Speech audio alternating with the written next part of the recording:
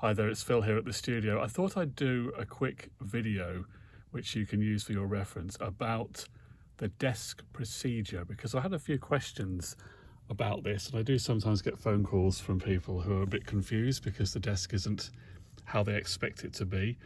So we're going to take a look at the way it should be when you arrive to do a new program segment. So the 24/7 is on. So obviously if you've arrived, the 24/7 should be on. You should hear it in the library.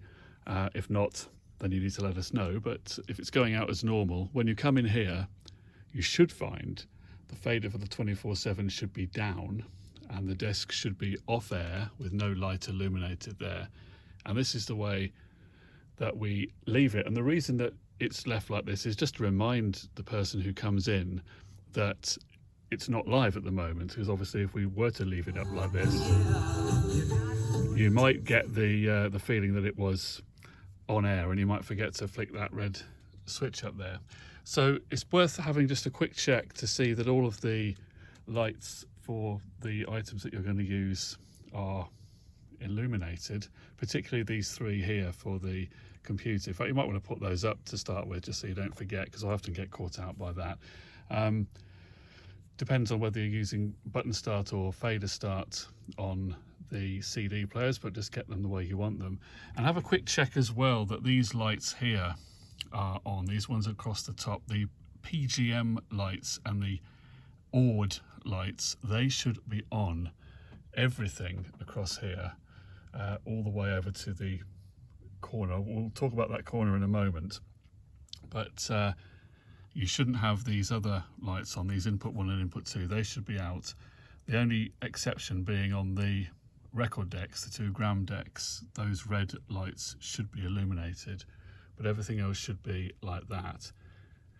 Now let's talk about this top left corner, because this is the bit where people sometimes get confused. So it should be like this with this red CR Mon. I think that stands for control room monitoring, but anyway, that should be on, because when that's on you get activity on those 2 level meters, so that's important to have that on. This EXT button, sometimes people have this pressed. If I do it now, you'll hear there what's going out on 24/7. You'll hear yourself as well if you're broadcasting live and you press EXT1. It's connected somewhere along the line. I'm not sure exactly where, but it's coming back from either the Hospedia or Wi-Fi Spark room, as they call it now, which has got all the equipment that goes out to the hospital, or maybe it's the final line coming out from us. But it's not a complete feedback from the wards, but it does give you a little bit of a confirmation that we are going out from our room. But you shouldn't leave that on all the time because it can be a bit confusing. So those program lights should be on, those 2, but this one should be CR Mon as I've done it there. The other thing that can confuse people is the pre-fade. Now again, this is something that you can have however you want it yourself.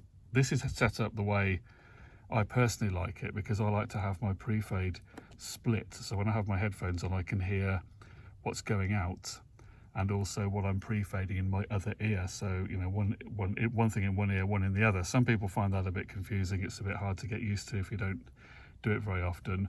So you don't have to have that on, but I do have that on. Sometimes people use this one, which is where the pre-fade signal will come out of this little speaker here built into the desk. So you don't have to have your headphones, which is fine. I mean, there's nothing wrong with doing any of this, but ideally you should probably switch that off if you're someone who uses that. But again, if you've come here and that's on, just be aware of that. That might be one of the reasons why you're not hearing pre-fade, or you've got something confusing coming out of a speaker. So that's how the desk should be when you arrive to do a new broadcast segment. And so the procedure, well, it's pretty obvious really. You get your program ready, you do what you're going to do, and then before you go live on air, put the fader up all the way to the top. You should get obviously 24/7. Then you can put the desk live on air, flick the switch, the red light will be on, and then you're ready to go live. Of course, when you start your segment, you've got to pull this fader down, do your transition, however you may be doing that, and then you're into your live program.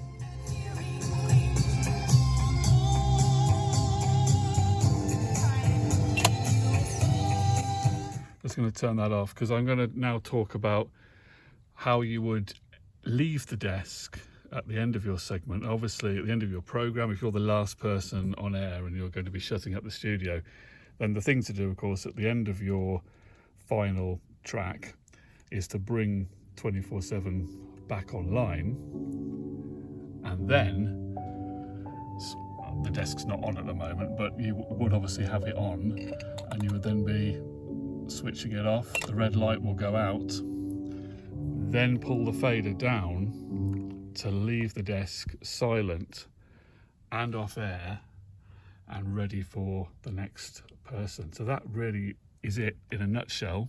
If you've got any questions about it, let me know, but that is basically the procedure. I'll make some more videos about a few other little things at another I can't speak properly, at another time, but for now I'll leave it there, and that is how the desk should be when you arrive. I'll just leave it on that picture there. Okay, any feedback on this video, please let me know, good or bad. I'm always interested to know what you think. Many thanks.